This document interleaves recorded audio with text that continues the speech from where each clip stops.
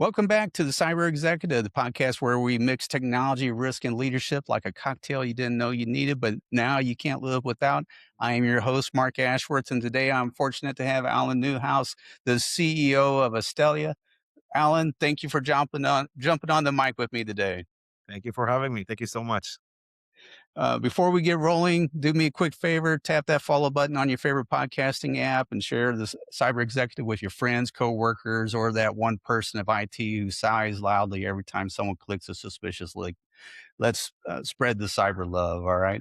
So, Alan, thank you again for being here. And you got a fascinating background, and as we kind of was talking beforehand, because you're over in Israel right now recording. If you have to, go seek shelter, you go seek shelter, and I will make stuff up about you for the rest of the podcast. Then at that point, okay. Sounds like a plan. All Absolutely. right, great. So, one of the things that I thought was fascinating is that you led the National Cybersecurity Red Team there. So, what was the core mission there, and how did you define success there? Well, it's a good question. So I think the mission, especially as part of national service, as part of leading the national red team, uh, it's protecting your critical industries, is the critical infrastructure of your country. Not only the Israel state, but we had a lot of cooperation with the U.S. Cyber Command, protecting the largest enterprises in the world. Uh, when you wake up in the morning and you understand that you need to protect hospitals, that their mission is to save lives of human beings. So it kind of make your mission very very important, and you understand the threat from the offensive side, and protecting those organizations, especially the hospital example. We can look at the COVID few years ago in 2020, 2021. A lot of cybersecurity threats were about hospitals, and it was very important. Just as a simple example, so I think that's what we had in our you know in our mind, in our heart throughout the mission. Very cool. And, I would think that there would be some difference there around leading an offensive security professionals like that versus, traditional cybersecurity or IT teams, because, we're on the defense, and what we call, offensive security is not doing the same thing as what you would be calling offensive security, I wouldn't think. So can you Yeah, talk a little bit about that? I'd love to hear some, story there.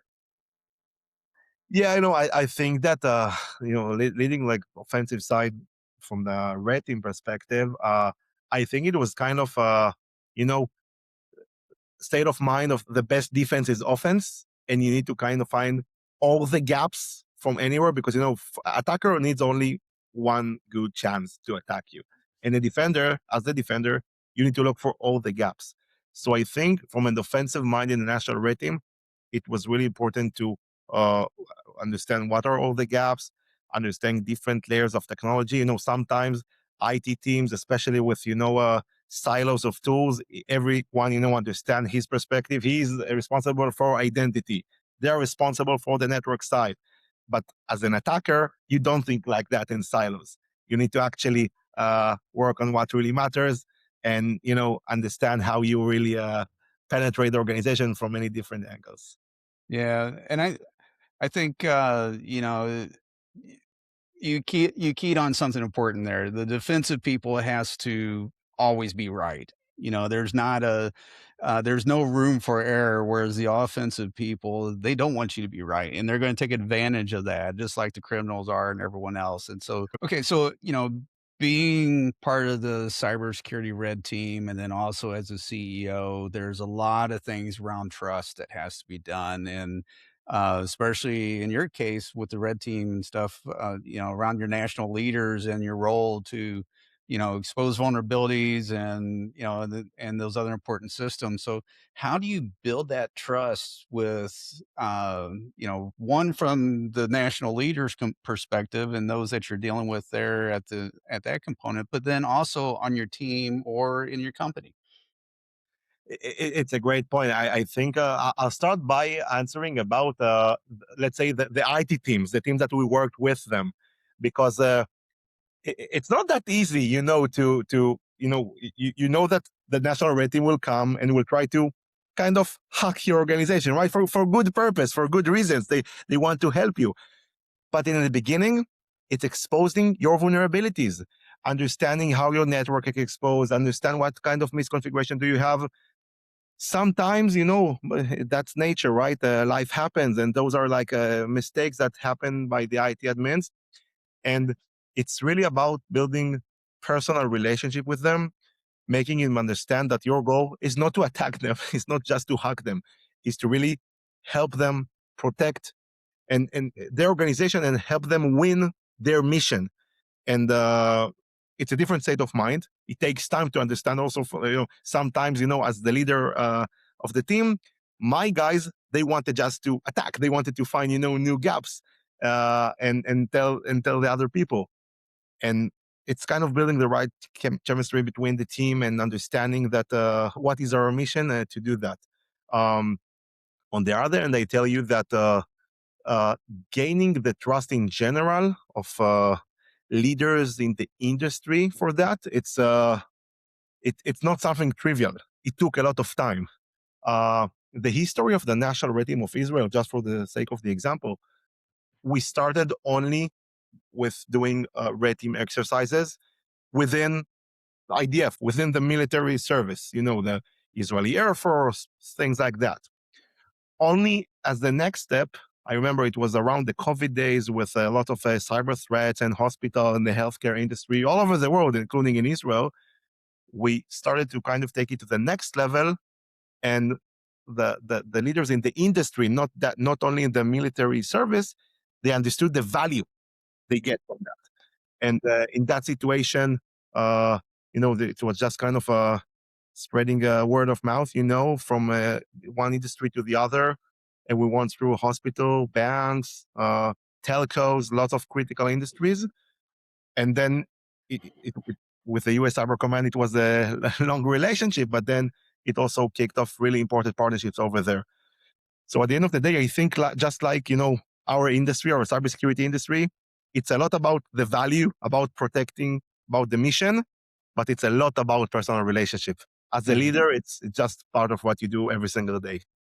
Yeah, it's all about collaboration, right? So, one of the things I've seen this a lot with some groups and leaders, that when the pen testers come in and find stuff, they get all offended and everything, because they take it, the ego gets aside. Oh, they found something, and that's the wrong picture to have off of this, because both sides is doing the betterment for the organization, whether it's a government organization or a company. And I would, as a leader, especially as a CISO, I would much rather know that I have an issue from someone that I paid to do it, versus finding out because it's leaked somewhere else, or I'm getting ransomware or something else. And so, those, if you're getting a pen test and if you got an ego about it, you need to drop it, right? Because it's about the betterment of the organization and not about what you've done or not done, right? Because there's always going to be something, and it's better to know about it ahead of time. And into that, there's uh, that collaboration that you were talking about, and the leadership that has to happen. So what sort of traits do you think are essential for leadership to be able to manage the people whose job is literally to think like adversaries, and to, position themselves to be able to attack an organization, whether ethically or Yeah, unethically? it's a great question. First I'll maybe refer to the previous question and emphasize how important it is to make them understand that they're here to help the other team, that they kind of attack as part of the exercise. um, because in the beginning, all those genius hackers, script kiddies that we have, that we get them script kiddies, we make them nation state attackers.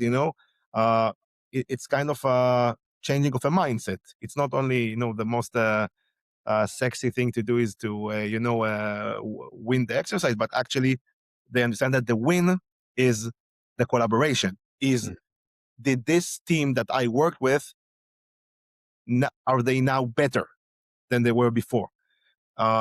And it also makes them think not only like an attacker, but like a defender, which is very difficult because Yeah. many times from the attacker perspective, you just find your SQL injection, you find this kind of vulnerability, you maybe exploit a zero day or a network misconfiguration, but then you need to ask yourself, how do I remediate it, right? And who knows better than you and all the security and IT leaders out there in the industry, you cannot always patch everything, right? And you Right. cannot always mitigate everything. And make them understand what are all the different considerations. Like I think this is the most technological challenge that they have, and I think that it makes their role in the national red team much more interesting because they need to understand not only how to attack and penetrate, but okay, now how do I cope with the gap I just uncovered? Those kind of for from their training, in the first day, this is something that we really work with them. Uh, Very challenging, but I think very powerful. Makes their mission much more clear and help them really reduce risk in the organization that we work with. Yeah, and, you know, one thing I think really differentiates a good security person versus just a server engineer or network engineer is they understand the fundamentals of how that system really works.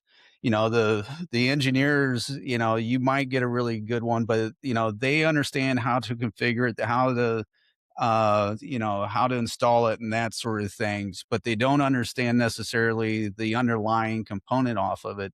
So that's where that fine line of being able to provide that mitigation as a security uh, or security engineer or as a pen tester to be able to communicate that effectively without any sort of animosity or ego on the other side to, say, hey, here's where we were able to get an exploit, and here's where you need to, mitigate that and do it in a nice way, a lot nicer than what I just said it. But, so there is that fine balance and getting that in a report sometimes Yeah. is not as smooth as a conversation to do it. So, No, I couldn't agree more. I think that was kind of one of our motivations to build Astellia. I think that the best defense is offense in the manner of think like an attacker, mhm, and something that I don't hear a lot, but this is my opinion. An attacker is kind of the best IT admin in the world in your network. He yeah. would probably understand exactly how your network looks like, how it operates, our firewalls connected to switches, to routers, to everything. Unfortunately, much better than the IT admins themselves. And Mhm. this is it's we don't always see this gap, but many times I think that this gap between security and IT, and that security leaders, security teams, they don't always understand really how the infrastructure of their network, of their environment looks like. I think this is where where trouble can happen. You know what I mean? And making them understanding better their environment, I think it's crucial. I mean, Mhm. we worked a few months ago. We had a POV with one of the largest enterprises in the US. We asked the security teams question about their network. They needed to create a Jira ticket for someone from the network team just to reply to their email about that. Yeah. So sometimes this is exactly where the attackers want to do what they do.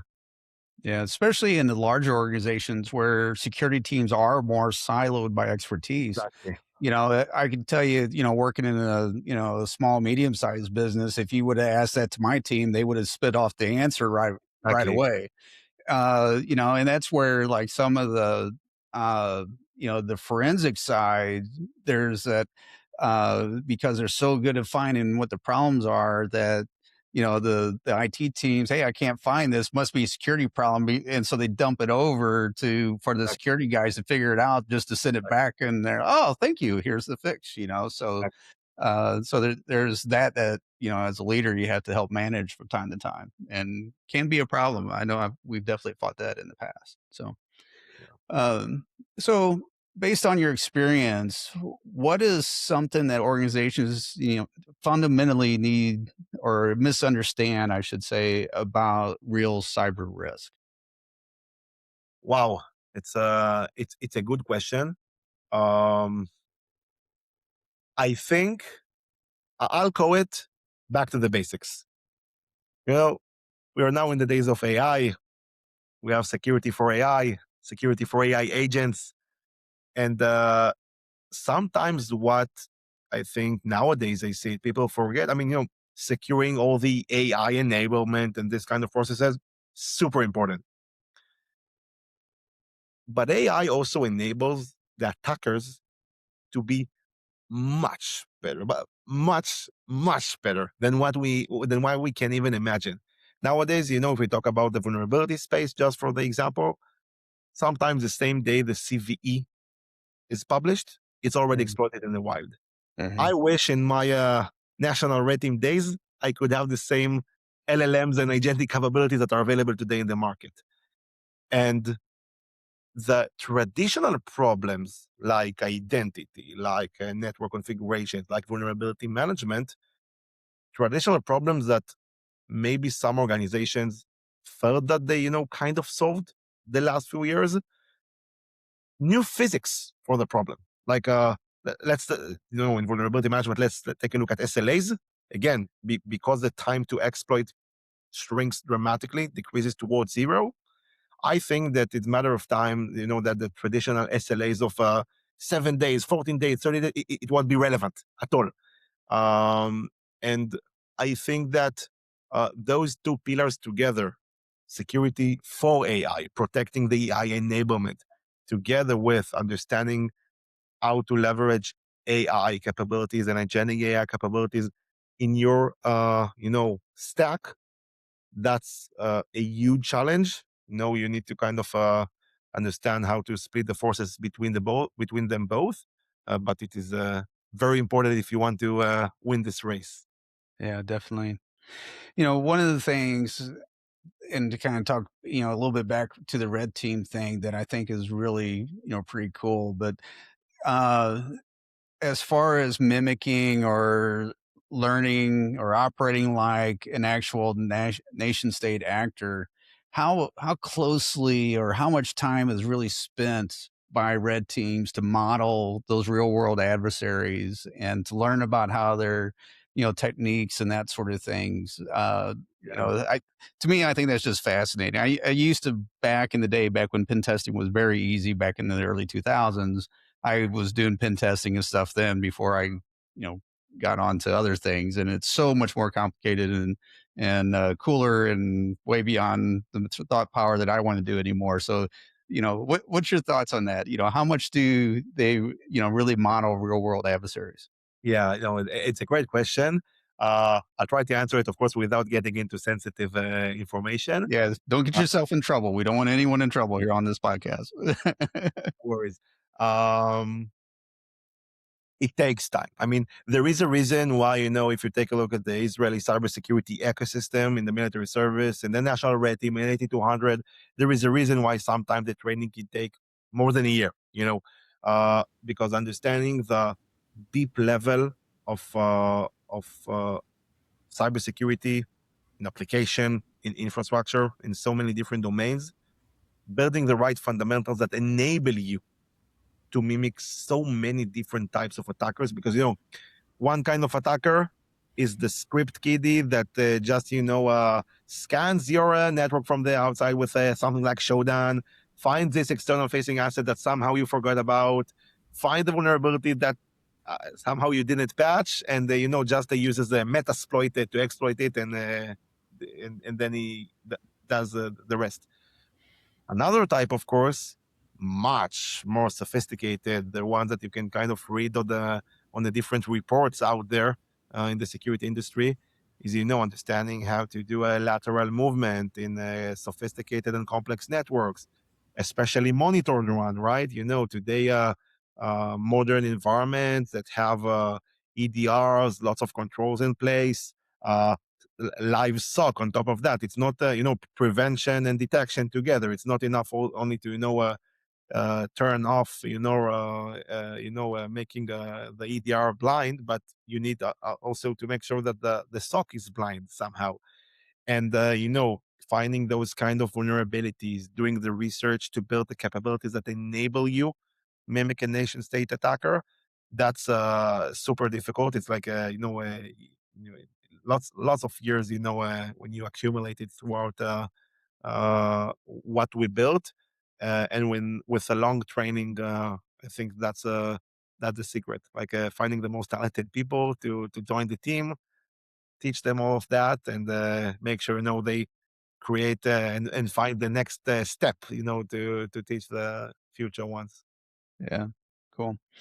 One of the things that I think is very important when it comes to red team, blue team, and everything is around that threat intelligence. And to kind of go, back to the previous question a little bit, what's the biggest gap you typically see between the threat intelligence and how organizations are actually defending themselves? What's something that we're missing there on that side? From the industry perspective. Yes, industry perspective. Yeah, Yeah, let's no, let's keep it generic. So, yeah, yeah, yeah, no, no, it's a good one. I'll answer it like that. I think that many times we rely too much on the publicly known threat intel. Uh, Threat intel is great. You know, uh, Understanding, let's take the telco industry. We had the Sol Typhoon, right, about a year ago. Understanding exactly what kind of vulnerabilities this threat actor exploits, how is it relevant or not to my environment. That's important. But I think what many organizations miss is that it's just another layer, good layer, important layer of external context that does not really take into consideration how your specific environment looks like. And your telco is different from this telco or from this telco. And it gets back to the one of the previous questions about understanding your environment, your network, your infrastructure. Without really doing that, you will probably miss gaps that are not only gaps that are exploited by Sol Typhoon. I mean, Sol Typhoon is one thing, but you don't want to be the one that will be breached by a Sol Typhoon 2.0 tomorrow, mhm, or if there is a misconfigurations exposed out there that you didn't realize. So again, prioritization based on external context. I think like a few years ago, this is like only what we had in the industry. It's important. Sometimes today it's kind of the cherry on the top, and understanding things like what is really reachable in your environment, what your network structure really expose outside. Super challenging mission, by the way, especially in mhm, complex environments. That's, I think, something that the industry needs to move forward to. great. So, what is something in your career you had to have like a moment? I think we all kind of have a moment in our career that kind of shifts fundamentally what you're doing. So, without revealing anything sensitive, of course, can you share maybe an engagement or something that fundamentally changed how you thought about cybersecurity? Yeah. Again, we'll keep it high level, of course, but actually, it was a good experience. Remember, for one of your questions before, my answer was the gap is back to basics, right? Like sometimes the default password, the misconfiguration, the network issue. So one of our exercises with one of the largest hospitals in Israel, um, I was shocked, really shocked back in the days about the fact that it took us less than 1 hour to control the network Mm. of the internet. I'm happy to say that it's not the situation anymore. I'll get to that. But back in the days, this is what happened. And again, without getting into the details, with a super easy to guess, methodology. From the you don't need to be a nation state attacker to do it.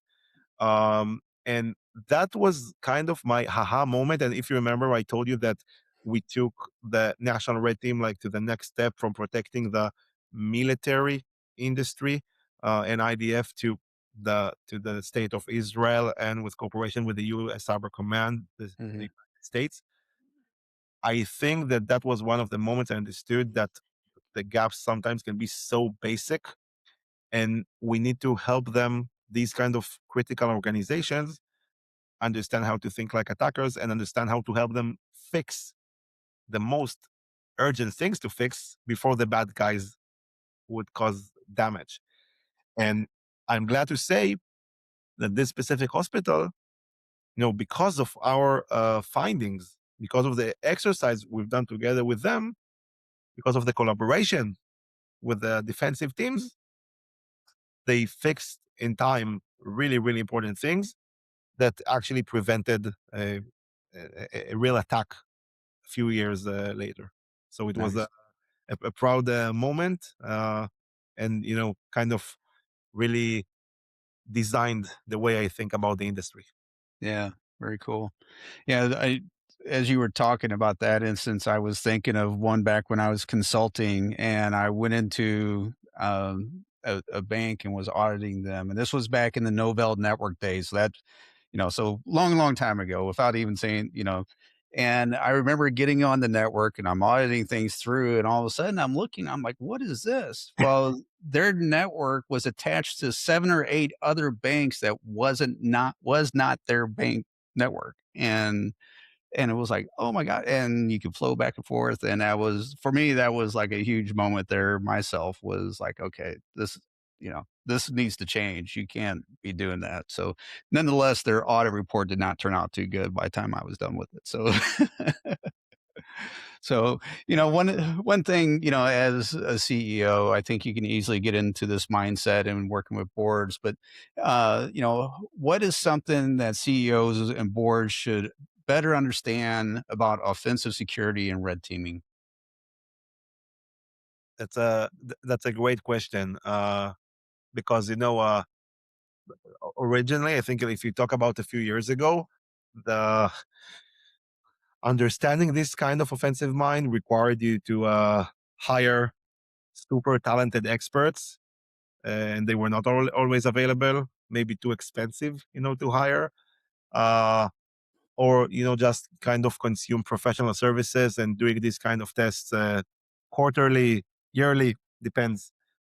Um, I think that the offensive mind, we see it all over the domains, in vulnerability management and automated pen testing. There are, I think, a lot of rising categories now in the market, and the adoption of these kind of tools, as far as I know, this is what I think, is the only way to really get you in the days of AI, the ability to think like attacker and fix things in time.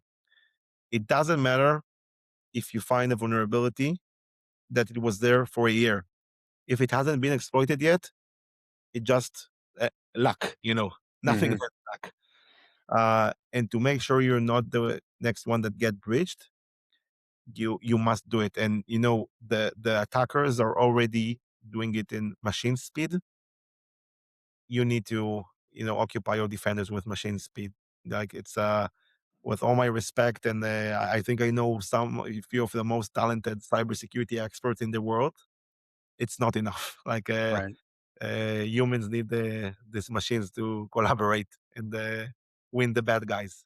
Yeah, definitely. And, I was listening to another podcast just the other day, and they were talking about the difference between AI finding vulnerabilities versus AI creating the exploits. And, it's much better of finding the vulnerabilities through code reviews than it is on creating exploits. But, the effectiveness of it doing it is going to be, far faster, and anything else that, even though it might do 2 out of 50 of exploits, that's potential, but that's it's doing it for minimal cost and with a big benefit right there. And you have to be able to do that quicker because it used to be, what, 36 hours, 48 hours before an exploit would happen. And as you mentioned earlier, it's hours now. before a new patch has been exploited and becomes an actual attack surface. And so, yeah, I totally agree. Um, so, what is something that executives can do to build organizations that are resilient against the level of sophistication that you're simulating as a red team? What's some tips there? Wow. And some big questions here for you. So, Yeah. That's a challenging one. First, I'll say, like, we need to be honest. Different organizations require different levels of protection. You know, a bank or a hospital are not the same as, I don't want to mention specific one to compare. I don't want to assault anyone, but there are different levels of criticality, which require different budget lines, different, manpower. Um, but from what I see, I'll give you just an example from what I see from my customers. We had few customers that they knew they knew that in order to cope with this kind of threat, they need to be quicker than the attacker. They need. They need to identify the vulnerabilities that are truly reachable in the environment and to understand how to fix them as quickly as possible. They knew it, but they didn't have the right tool for that. And I'm glad that we found each other. In many other cases, and from a founder perspective, those cases are also more difficult to sell. In my perspective, you kind of need to educate them, or help the CISO educate the board, because the board doesn't really always understand the risk. Mhm. Sometimes they only understand it when it's too late, when there was a breach. If I go back to the national red team days, I think one of the greatest things that we've done is, same for the military service, same from critical industries. Sometimes as a CEO, until you don't really see, the threat in your eyes, you really feel it, you don't really treat it like with the right respect. And this is why red teaming is so effective. It's super expensive, but it's very effective. And I think that in that case, security leaders that feel that their board, their leadership are not always aligned with them, about understanding what is the risk. So, and referring to articles and to newspaper is not only doesn't really move the needle always for these kind of leaders. Sometimes, only for that, doing kind of a red team exercise with the right team, that drives the aha moment, for the leadership to see, oh my God, what can happen to our business? That's a real risk. Uh, I wish that was not the situation, but a lot of time, this is a kind of thing that is necessary to, to move the needle and ring a bell. Yeah, you could think about chocolate cake all day long, but it's not gonna really be as meaningful as whenever you actually have it sitting in front of you, you can take a bite out of it, right? So, it's kinda that same concept a little bit, so I All right, so real quick here, what is something that keeps you up at night that most security leaders are not paying enough attention to? Based off of your experience and everything, there's gotta be something that I'm not thinking of that I should be thinking of. First of all, maybe my newborn, he wakes up at night. I don't think that most of the security leaders think about him. Um, I think it's it, it, I'll have like a similar response to a previous question, but it's kind of again back to the basics. I don't think that the security leaders always understand how easier attacks and exploits became. They don't really understand it in the days of AI. Uh, they're now focusing really on AI enablement. I think that really wakes security leaders at night, which is good, and it creates an amazing market and new opportunities. But that's only one part of the equation. And I hope that as an industry, we'll be ready and prepared, and we won't, see new breach in a large enterprise every couple of days. Yeah, But I think that's my answer for that. cool. Well, something that I do to all my guests is I ask kind of the same 3 general questions, just to get their take. So I'm gonna do the same thing from you, and we'll see where you're at off of this as well. So what is something in the security industry that we could be doing better?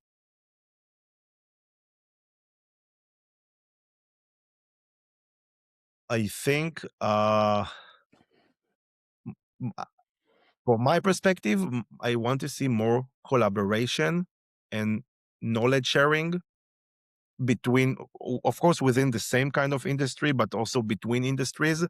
I think that the threat intel and those kind of stuff that are always available to consume are not enough. And if we talked about a lot of challenges of how to secure AI and to get protected against AI-driven attackers, if an organization feels that they done something amazing, I think they need to share it, with other folks. Again, I think that nowadays it's mostly based on local networks and personal relationships, but Mhm. I think more collaboration. I think we're heading the right direction, but I want to see more collaboration in the defensive side. Yeah, and I think the security industry is much better at it than a lot of other industries, and so I know at least locally here, which, here in St. Louis, we have a really good collaboration group. And then, some of the other cities are starting to do that as well. And so I think that's good. And then just a lot of the general topics and stuff that you hear in podcasts like this and everything too. So what is something that you're tired of hearing about?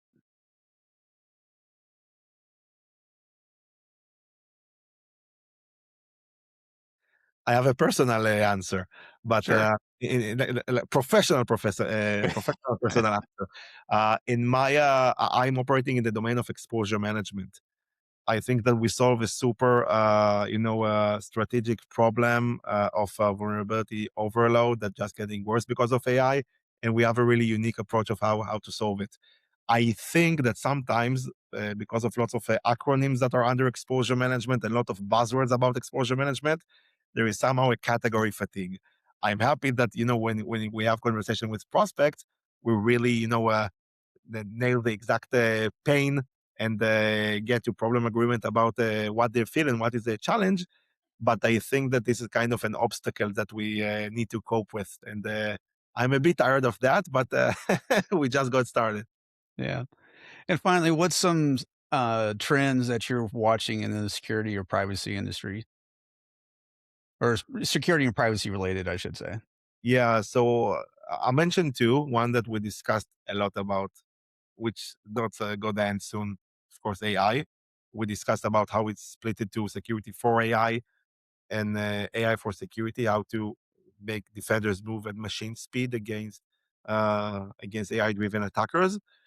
I would say that I think there are new categories that we don't really put as an industry a lot of effort today, but someday they will just pop out. I think that quantum security is one of them because let's imagine a day when no encryption models are broken. So that's a that's a scary day for security and privacy. I don't think we're there, but I think we must put the right fundamentals as an industry to make sure that we won't get surprised one day. Yeah. Yeah, I agree. So, Alan, thank you very much. Real quick before we go, how can tell us a little bit about your company, and then also, how they can get a hold of you or someone from your team to learn more. Yeah, no, absolutely. So, in Astellia, we help organizations, understand out of tons of vulnerability that their scanner shows them what are the ones that are truly reachable in their environment, not the ones that are prioritized because A or because of B. What are the ones that are reachable and exploitable by an attacker on their network? We leverage a really unique network analysis to the environments to do that together, of course, with agentic AI. We pinpoint the 1-2% that actually reachable. Everything is based on proof. And we also help with remediation because we talked about it. We need to fix things at time. Feel free to visit our website, astellia.io, or our LinkedIn page, and lots of links over there to book a demo with us, meet the team, and would love to continue our mission to protect all the enterprises in the world. Great. Well, thank you, and I will definitely link the company and you to on the postings whenever I post this here coming up. And I'm glad we were able to make it through with you being safe here and no sirens. And just so everyone has some contacts, as you know, this being recorded on March 12th as 2026, as a lot of the Iranian conflict is going on. So I'm glad you're safe. I wish your family and everyone safety and all your friends and everyone on the company. And thank you again for joining us. Thank you so much for having me. Next time I'm in St. Louis, I hope we'll make it happen. Yes, definitely. So, and for everyone else, thanks for hanging out with us today on today's episode of the Cyber Executive. This has definitely been an extremely interesting perspective off of here. And if you like what you heard, hit that follow button on your favorite podcast app, or submit some questions. And don't be shy; share it with your friends. The more, the merrier. Thank you, everybody.